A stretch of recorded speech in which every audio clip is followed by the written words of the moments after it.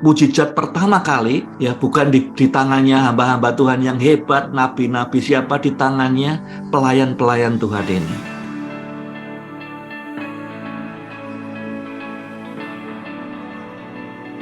Kalau Yohanes Pembaptis lupa purpose-nya dan dia betul ingin jadi lebih besar, lebih hebat, lebih tinggi lagi, lebih berdampak lagi, maka buyar. Dia bukan pembuka jalan buat Mesias, buat raja di atas segala raja.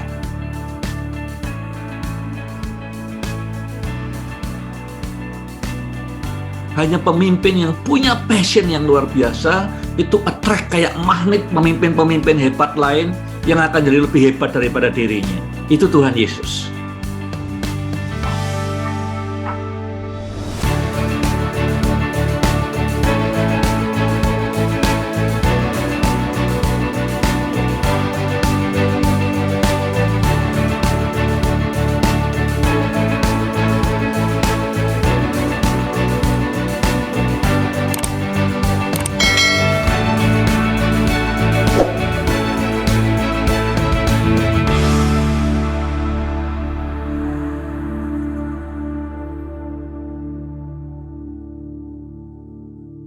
Saya beri topik history makers atau pembuat sejarah, orang yang memulai sesuatu yang baru, ya, pembuat sejarah. Kalau saudara belajar tentang doktrin atau pengajaran Kristen, Yohanes 3 ini salah satu pasal yang sangat berdampak dalam sejarah gereja. Memiliki kebenaran-kebenaran firman yang sangat luas dikenal. Ya. Contohnya, nomor 1 ada di Yohanes 3:16. Dikatakan, karena begitu besar kasih Allah akan dunia ini. Kalau sudah Google, ya, ada beberapa temuan di situ, ayat yang paling banyak dihafalkan oleh orang-orang Kristen yang ada, maka ini akan muncul Yohanes 3:16 ya. For God so loved the world, karena begitu besar kasih Allah akan dunia ini sehingga ia telah mengaruniakan anaknya yang tunggal supaya setiap orang yang percaya kepadanya tidak binasa melainkan beroleh hidup yang kekal. Jadi base daripada semuanya adalah kasih Bapa, agape. Kasih itu selalu memberi, ya. Dan tidak menuntut, tidak minta give me and what is for me, ya, apa untuk aku, tapi memberi. Agape hanya bisa diukur seberapa besar, dan Tuhan beri contoh kalau kita agape, kita mengasihi, maka anaknya satu yang paling berharga dia berikan supaya dia selamatkan kita semua. Jadi Yohanes 3:16 itu muncul dalam percakapan Yesus dengan Nikodemus.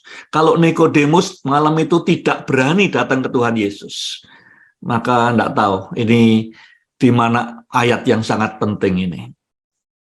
Yang kedua yang sangat penting adalah percakapan Yesus dengan Nikodemus lagi. Ya, dikatakan sesungguhnya aku berkata kepadamu, jika seseorang tidak dilahirkan kembali, ia tidak dapat melihat kerajaan surga. Ya. Itu sebabnya banyak di dunia ini orang yang jadi Kristen karena keturunan, karena tradisi, tapi tidak ngalami Tuhan sendiri.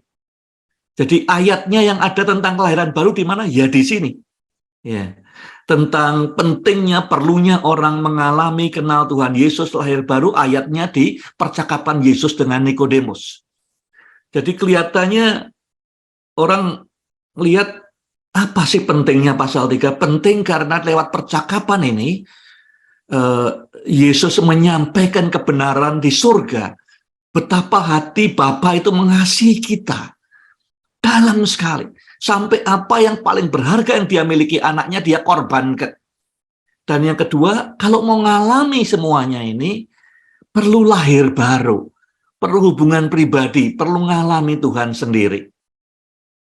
Yang ketiga, yang sangat terkenal, dia harus makin besar dan aku harus makin kecil. Ya, semua atau hampir semua orang yang saya ketemu, hamba Tuhan atau pengusaha atau guru atau profesi apapun juga inginnya makin hari makin besar. Ya, cuman yang benar ini Yohanes Pembaptis, dia harus makin besar, aku makin kecil. Tapi seringkali walaupun kita nyanyi dia makin besar, aku makin kecil, tapi sesungguhnya di hati kita pengen tiap hari makin besar, makin dikenal, makin berpengaruh, ya, makin kuasanya, otoritasnya, wewenangnya, segala macam makin besar. Ya, tapi Yohanes Pembaptis bilang dia harus makin besar, aku harus makin kecil. Saya perlu ingat, ya, waktu ini disampaikan, dia lihat Yesus ini ya belum bangkit dari kematian, jadi dia masih manusia, sepupunya ya yang menjadi makin terkenal, mungkin lebih terkenal daripada dirinya sendiri. Jadi kalau dibandingkan dengan sekarang, mungkin ada orang yang saudara pernah muridkan, saudara baptis, sekarang jadi kemudian jadi lebih besar pelayanannya, lebih berdampak. Kira-kira konteksnya seperti itu. Ya. Oke, masuk ke topik kita, history makers. Apa yang saya maksudkan dengan pembuat sejarah? Yang pertama saya lihat Maria. Jadi sejarah apa? Ini mujizat yang pertama kali. Ya, mujizat yang pertama kali diadakan Tuhan Yesus. Saya perhatikan ceritanya. Jadi Yesus datang di pernikahan, ada ibunya Maria di situ. Kemudian anggur habis, anggur yang disiapkan oleh pengantin untuk menjamu tamu-tamunya habis.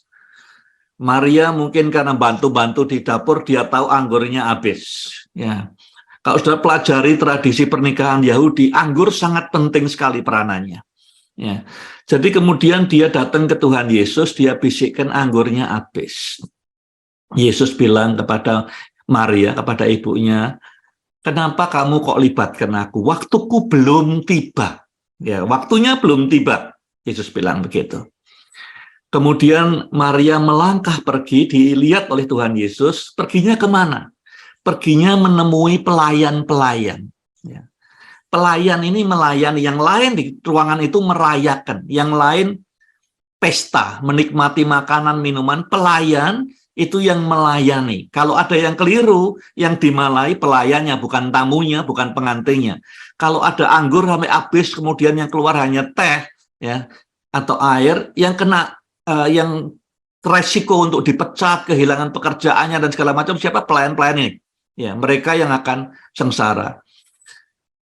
Yesus lihat ibunya ini mendatangi para pelayan-pelayan itu dan dia memahami Maria memperjuangkan ini untuk siapa? Untuk orang-orang yang lemah.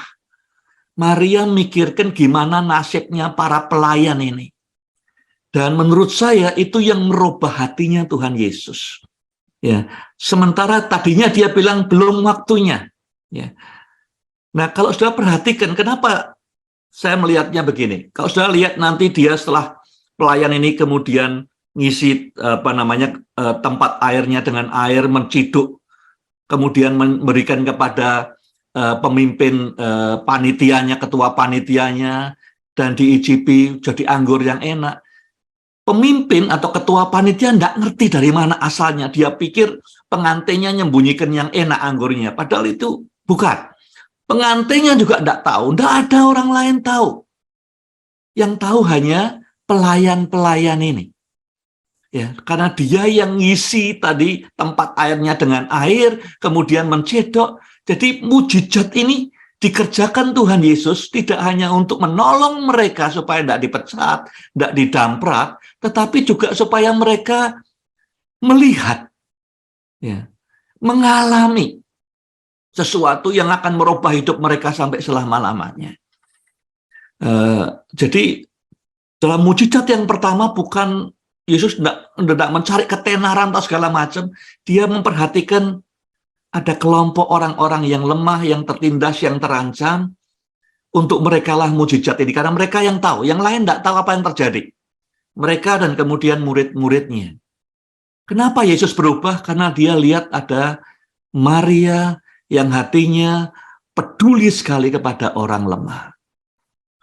Itu dia menjadi yang trigger, penggerak mujizat pertama, karena ada orang yang hatinya peduli kepada orang yang lemah. Nah, saudara pun bisa menjadi history makers yang merubah hatinya Tuhan Yesus. Dia lihat namanya ini bukan sekedar berdoa minta tolong untuk dirinya sendiri, bukan untuk supaya orang yang menikah bagaimana, tetapi karena dia peduli kepada orang-orang lemah ini, itu menggerakkan hatinya Tuhan Yesus. Yang kedua, pelayan-pelayan ini, orang yang mungkin sejak dari kecilnya, mudanya tidak pernah hidup enak karena dia jadi hamba, jadi budak, jadi pelayan terus. Ya. Hari itu, mujizat pertamanya Tuhan Yesus terjadi lewat tangannya dia. Jadi dia bisa cerita ke anak cucunya, mujizat pertama, air jadi anggur, itu yang nimba airnya ini kakekmu, engkongmu yang nimba air ini, ya, yang mencedok pertama kali. Gak banyak orang tahu, tapi alat Tuhan untuk menyatakan kemuliaannya yang pertama lewat orang-orang yang sederhana. Kenapa Tuhan pakai mereka? Satu, iman, dan kedua, ketaatan. Nggak masuk akal kelihatannya. Anggurnya habis, ya. Kemudian Yesus bilang diisi semua itu tempat untuk nyuci cuci tangan segala macam, diisi dengan air penuh semua. Dia nggak masuk akalnya, maksudnya apa, orang tempat untuk cuci tangan, cuci kaki kok diisi dengan air penuh, kemudian jadi anggur. Dan dia merasa orang seperti saya juga bisa dipakai Tuhan. Ya, hamba-hamba orang sederhana dipakai Tuhan. Mujizat pertama kali, ya, bukan di tangannya hamba-hamba Tuhan yang hebat, nabi-nabi siapa, di tangannya pelayan-pelayan Tuhan ini. Yang ketiga, doktrin Alkitab, pengajaran Alkitab yang paling penting, yang tadi kita sebutkan Yohanes 3:16, itu terjadi dalam atau disampaikan Tuhan di dalam percakapan dengan Nikodemus. Kalau seandainya Nikodemus yang sudah terkenal, kaya, sukses, pinter, merasa dirinya ya lebih tua memang dari Tuhan Yesus, ya, mengatakan masa orang tua harus lahir kembali, ya. Jadi secara senioritas dia lebih tinggi, ya. Dia mengatakan bahwa dia tidak mau datang ke Tuhan Yesus karena dia merasa lebih Yesus yang harus datang ke saya, gitu. Kalau terjadi seperti itu, ya mungkin Tuhan pakai orang lain, tapi kerendahan hatinya, keingintahuannya untuk belajar, ya, menurut saya sudah lama hatinya mencari Nikodemus ini. Tapi pagi itu dia lihat ada pemimpin yang berani, karena cintanya pada Tuhan, dia porak-porandakan bait Allah, dia buat banyak mujizat. Kemudian Nikodemus memberanikan diri datang, merendahkan diri, ingin tahu pasti dari Tuhan, pesannya apa. Kerendahan hati itu membuat dia menjadi history makers. Ya, sampai hari ini percakapannya dengan Tuhan Yesus dihafalkan, paling banyak orang Kristen hafalkan Yohanes 3:16 ini. Dan yang keempat, tentu Yohanes Pembaptis. Ya, dia buka jalan bagi raja, bagi penebus untuk melangkah di dunia ini. Karena apa? Ya, suatu saat ada perbedaan pendapat, ya, di pasal 3 ini ada perbedaan pendapat antara pengikutnya Yohanes Pembaptis dengan orang-orang Yahudi. Ya, orang Yahudi mungkin mengatakan untuk orang disucikan itu tiap malam harus dibaptis, harus disucikan dengan air. Yohanes Pembaptis bilang cukup sekali aja. Dia bertobat, sekali bertobat, penyesalan sudah cukup. Tapi kemudian musuhnya ini tahu caranya untuk bisa menjatuhkan seorang pemimpin itu gimana. Terus dia mulai cerita, kamu tahu enggak? Orang yang kapan hari datang ke kamu baptis itu, ya, sekarang ini semua orang ikut dia. Nah, biasanya kalau kita diberitahu gini sebagai pemimpin, kan dipanas-panasi gitu. Orang yang dulu kamu baptiskan, kamu muridkan, sekarang dia bikin gereja sendiri dan lebih banyak semua orang ke dia. Ya. Cuman Yohanes very clear, dia sangat jelas tujuan hidupnya, purpose hidupnya sangat jelas. Dia berkata, tugasku cuman buka jalan. Jadi dia harus makin besar. Sudah benar kalau dia makin besar, aku harus makin kecil. Walaupun kemudian hari dia masih ragu-ragu, benar dia apa bukan. Ya, tetapi prinsipnya adalah, tujuan hidupku bukan aku makin besar. Ya, tujuan hidupku adalah aku makin hilang, makin mati, makin kosong. Nah, banyak pemimpin, banyak orang Kristen seringkali terjebak, tujuannya apa? Makin besar. Kalau lihat ada orang lain, mungkin kita bilang, aku enggak begini kok. Ya, aku senang kalau orang lain sukses. Dari 10 orang lain mungkin kita senang 9 sukses. Tapi ada satu ini, kalau dia sukses rasanya kemerungsung hati kita. Ya. Nah, ini belum sejalan dengan Yohanes Pembaptis. Dia bilang, tujuan hidupku adalah makin hari makin kosong, makin hilang. Supaya Yesus dan hamba-hambanya yang lain yang berkenan di hatinya bisa makin besar. Nah, saya mau balik sedikit. Kalau seandainya, nih saya balik ceritanya, imajinasi. Kalau seandainya orang-orang ini berbuat lain atau bersikap lain, maka legacy yang sekarang ini ada akan teraborsi, akan mati sebelum lahir. Ya, warisan sejarah akan hilang. Contohnya, nomor 1. Kalau seandainya Maria, waktu diomongin Tuhan Yesus, waktuku belum tiba. Terus Maria, ya wis, ya dia tidak meneruskan perjuangannya, belas kasihannya kepada para pelayan-pelayan ini, maka Maria tidak menjadi trigger dari mujizat yang pertama kali. Ya. Jadi kalau kita ini gampang nyerah, kita berbelas kasihan pada orang miskin, pada orang cacat, pada keluarga yang hancur, pada orang yang belum terima Tuhan Yesus, tapi kita gampang nyerah, maka sejarah tidak akan terjadi. Kalau kita settle for less, ya, kena tantangan sedikit, kena hambatan, kena omongan, kita berhenti, sejarah tidak terjadi. Bagaimana seandainya komitmen Maria, ya udah, Yesus bilang belum waktunya, ya udah dia nyerah. Ya, bagaimana seandainya Maria tidak meneruskan usahanya, ngomongi pelayan itu untuk ikut Tuhan Yesus sehingga hatinya Tuhan tergerak. Yang kedua, bagaimana seandainya melihat orang-orang, jadi ceritanya di Bait Allah waktu itu, setiap tahun mungkin 3 kali orang Israel datang ke Yerusalem, ke Bait Allah. Tapi paling ramai itu Hari Raya Paskah. Ya, orang harus bawa korban dari berbagai negara. Jadi biasanya daripada membawa binatang dari tempat mereka asalnya, mereka beli di situ aja. Atau kadang-kadang ada yang jahat juga orang-orang di sana. Orang sudah bawa misalnya lembu, kemudian ada inspeksi. Di sana ada tim inspeksinya.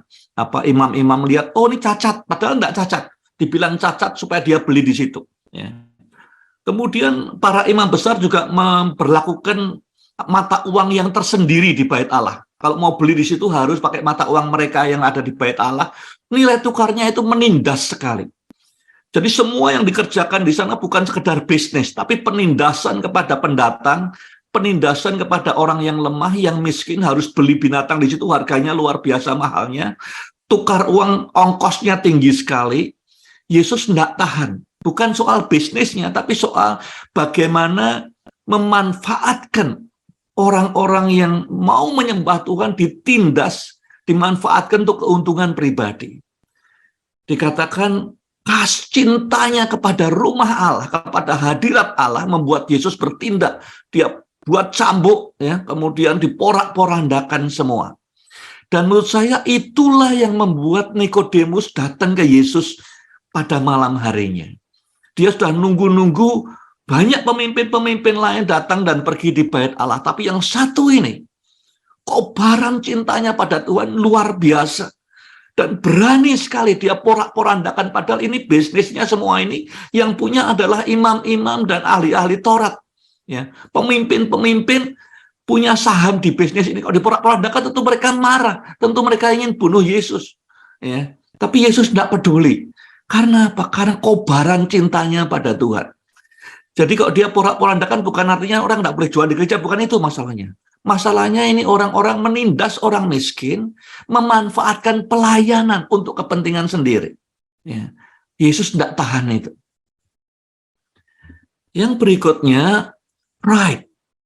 Ya, saya katakan Nikodemus tadi pandai, kaya, sukses, senior.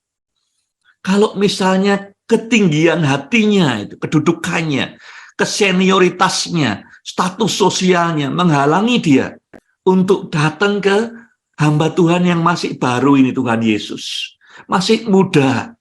Ya.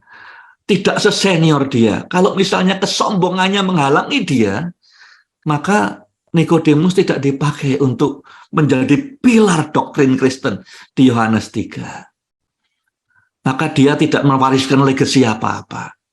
Kalau saja Nikodemus itu takut kalau nanti orang-orang yang 70 pemimpin yang lain tuh, 69 yang lain itu kemudian menindas dia, takut kalau mereka tidak suka menyingkirkan dia.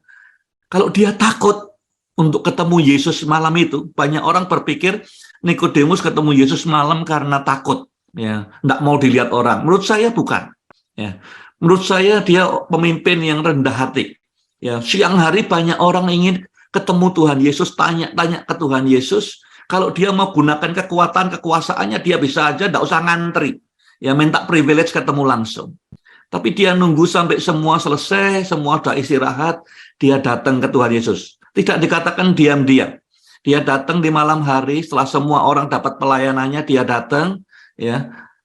Dia tidak takut, menurut saya. Ya. Kemudian dia berani di sidang Sanhedrin, dia bilang, kenapa kalian tidak dengarkan dia dulu sebelum mau nangkap dia? Ya, pada saat di pasal 19, Yusuf Arimatea ketakutan. Didampingi sama siapa? Nikodemus yang mendampingi dia. Ya.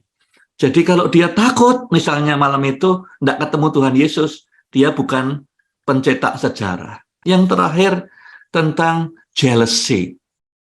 Ya. Saya ceritakan tadi Yohanes Pembaptis. Banyak orang tetap ngantri ke tempat dia, tetapi kemudian ada orang bisikin sesuatu yang jahat. Dan seringkali sudah dengar bisikan orang-orang ini. Ya. Bisikan tentang keberhasilan hamba Tuhan lain, keberhasilan pengusaha lain, keberhasilan profesional yang lain. Sebagian besar kebanyakan kita bilang oke, ya, saya senang dia dulu murid saya, dia berhasil, dia dulu teman saya, dia berhasil. Tapi mungkin banyak orang saya tahu 9 diantaranya kita oke, tapi satu ini, ya, kalau kita dengar dia berhasil, rasanya hati kita kehilangan damai sejahtera. Karena apa? Karena kita lupa purpose kita. Ya, kalau yang pembaptis lupa purpose-nya dan dia betul ingin jadi lebih besar, lebih hebat, lebih tinggi lagi, lebih berdampak lagi, maka buyar. Dia bukan pembuka jalan buat Mesias, buat raja di atas segala raja. Ya. Jadi ini hal-hal yang seandainya, ya, maka legacy akan hilang dalam hidup saudara dan hidup saya. Pertanyaan refleksi. Yesus mengasihi Bapaknya demikian rupa. Ya. Dia tidak bisa tahan lihat ada pemimpin-pemimpin, imam-imam, ya, punya bisnis yang menindas orang miskin di bait Allah. Satu, dia pergunakan pelayanan untuk kepentingan sendiri, ya, entah namanya, entah yang lain, kepemilikannya. Tapi tidak hanya itu. Bisnis di bait suci ini menindas orang-orang yang lemah. Pendatang-pendatang dari berbagai tempat harus beri binatang persembahan korban yang mahal, nilai tukar uang yang tinggi, dan segala macam. Yesus tidak bisa tahan. Kenapa tidak bisa tahan? Karena cintanya kepada Bapa. Dia tidak tahan lihat hatinya Bapa terlukai. Ya. Nah, sekarang pertanyaannya, saat saudara kasihmu pada Yesus berkobar-kobar. Kita sudah ingat, entah saat ini atau di masa yang lalu, kasihmu pada Yesus berkobar-kobar. Apa yang saudara tidak bisa tahan? Ya. Apa yang buat saudara muncul holy anger, kemarahan kudus? Apa yang membuat saudara tidak bisa tinggal diam? Karena apa yang dibuat orang di sekitar saudara itu menyakiti hatinya Tuhan Yesus. Ingat-ingat kembali pada saat kasihmu berkobar-kobar. Apakah ada sesuatu hal yang buat saudara tidak bisa tahan? I cannot stand lihat seperti ini. Aku tidak tahan lihat seperti ini karena ini menyakiti hatinya Tuhan Yesus.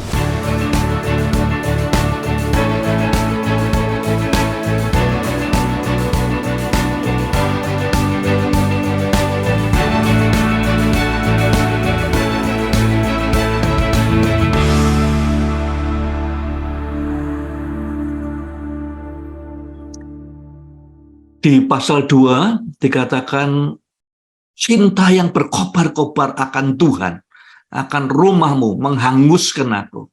Artinya masuk sepenuhnya, berkobar-kobar cintanya pada Tuhan, membuat Tuhan kemudian menegur, rebuke orang-orang yang berjualan. Pemimpin yang hebat biasanya menjadi magnet buat pemimpin-pemimpin hebat lain untuk gabung sama dia. Pemimpin yang kuat belum tentu hebat, pemimpin yang terkenal belum tentu hebat. Jadi bisa aja pemimpin ini terkenal, kelihatannya sukses, nyedot banyak orang, tapi yang dia sedot adalah orang-orang seperti tadi, orang-orang yang datang karena berkat, orang-orang yang datang karena mujizat, orang yang datang karena roti. Ya. Tapi pemimpin yang hebat seperti Tuhan Yesus ini bisa menarik orang-orang yang hebat, orang-orang yang kemudian menjadi pemimpin-pemimpin yang hebat. Yang mereka lihat apa? Pemimpin yang hebat melihat 3 hal ini. Yang pertama yang dilihat adalah passion. Ya, yang membuat Nikodemus malam itu datang kepada Tuhan Yesus. Walaupun dia mestinya berat sekali karena dia merasa dia lebih senior, kaya, terkenal, sukses. Sekarang mau nemui orang yang junior, pengalamannya jauh lebih sedikit dan segala macam secara manusia. Ya. Tapi dia lihat ada sesuatu yang lain di Tuhan Yesus, passionnya, cintanya kepada Bapa itu luar biasa. Banyak orang bilang people follow leaders. Saya berkali-kali katakan tidak demikian. People follow the passion of the leaders. Pemimpin yang mungkin punya jabatan, punya status sosial, punya tanda petik CV yang sukses, tapi tidak punya passion, ya, dia tidak bisa bawa pemimpin-pemimpin hebat ikut dia. Mungkin ikut uangnya dia, mungkin ikut fasilitasnya dia, mungkin ikut ketenarannya dia, tapi tidak ikut dia. Hanya pemimpin yang punya passion yang luar biasa, itu attract kayak magnet pemimpin-pemimpin hebat lain yang akan jadi lebih hebat daripada dirinya. Itu Tuhan Yesus. Yang pertama, passion. Ya, sudah pimpin hari ini, ya. Coba dilihat tensi passion saudara, cinta saudara pada Tuhan. Cinta saudara kepada panggilan Tuhan dalam hidup saudara seperti apa? Kobarannya seperti apa? Energi. Ya, kadang-kadang kita butuh energi keluar, entah itu energi karena jengkel ya. Kadang-kadang kayak Bill Hybels, dia jengkel lihat gereja yang mati, tidak ada Roh Kudusnya, tidak membawa perubahan. Kejengkelannya menghasilkan dampak yang luar biasa. Itu munculnya dari passion juga. Kalau sudah tidak punya passion, tidak bisa attract orang-orang hebat. Yang kedua, risk taker. Yesus tahu, kalau dia porak-porandakan halaman bait suci, orang yang punya bisnis di situ itu orang-orang hebat semua. Backingnya itu semua imam besar, ya imam-imam kepala, ahli-ahli Taurat, orang-orang politik semua, pemimpin Sanhedrin semua punya saham di situ. Jadi kalau dia porak-porandakan bisnis mereka, resikonya akan besar. Tapi Yesus ambil resiko itu bukan untuk dirinya sendiri. Dia ngajari murid-muridnya, it's okay to take a risk. Kalau pemimpin tidak berani ambil resiko, ya saudara akan attract orang-orang yang cuma cari makan pada saudara. Bukan orang-orang yang berdampak yang akan meneruskan legacy saudara. Jadi yang kedua yang menjadi attraction buat pemimpin besar adalah dia lihat pemimpin yang berani ngambil resiko untuk apa yang menggerakkan hatinya. Ya, resikonya dia tahu, Yesus tahu. Dan dia mungkin ditangkap, disalib karena memporak-porandakan bisnisnya orang-orang ini. Tapi dia ambil, bukan untuk dia, supaya murid-muridnya tahu, ya, ini serius hal seperti ini, tidak bisa dibiarkan. Yang ketiga, kalau kita lihat moral kompas, ya, moral kompas itu artinya satu prinsip kehidupan yang mulia. Yesus tidak tahan lihat orang lemah ditindas, dibully, ya, lihat orang miskin diinjak-injak atau dibiarkan, lihat anak-anak tidak ada yang bela, tidak bisa tahan. Ya, jadi jadi Nikodemus, ya, ini walaupun tidak disebut di Injil lain, disebut 3 kali di Yohanes. Ini orang pada saat semua murid-muridnya lari tunggang langgang, Yesus disalib. Yang tanggung jawab terhadap penguburannya Yesus siapa? Nikodemus dan Yusuf Arimatea. Yusufnya ketakutan dikatakan Alkitab, tapi Nikodemus hadir. Ya, dia bertanggung jawab pada saat yang seakan-akan genting Yesus mati, muridnya tercerai-berai, yang ambil tanggung jawab si Nikodemus, dan dampaknya luas.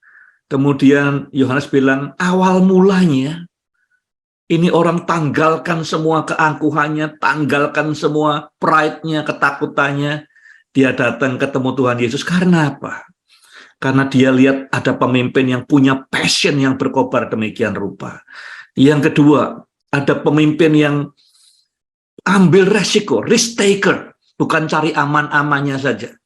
Yang ketiga, pemimpin yang punya moral kompas yang bagus. Bela yang lemah, tidak bisa tinggal diam ada orang lain diinjak-injak, orang lain didugikan dengan semena-mena, dia tidak bisa tinggal diam. Banyak orang lain tinggal diam saja, lihat orang lain diinjak-injak. Martin Luther King Jr. pernah berkata, nantinya suatu saat, kalau kita sudah tua, yang saudara ingat bukan omongan pedes pengkritikmu, atau omongan tajam musuh-musuhmu, yang saudara ingat adalah the silence of your friends. Pada saat teman-temanmu, orang-orang yang baik berdiam diri, itu yang lebih menyakitkan daripada omongan orang-orang lain. Jadi Nikodemus lihat Yesus tidak bisa tinggal diam melihat orang lain menderita. Lihat orang lain yang terhilang belum ketemu Tuhan Yesus. 3 hal ini saudara, setiap kita ingin hidup kita ada maknanya.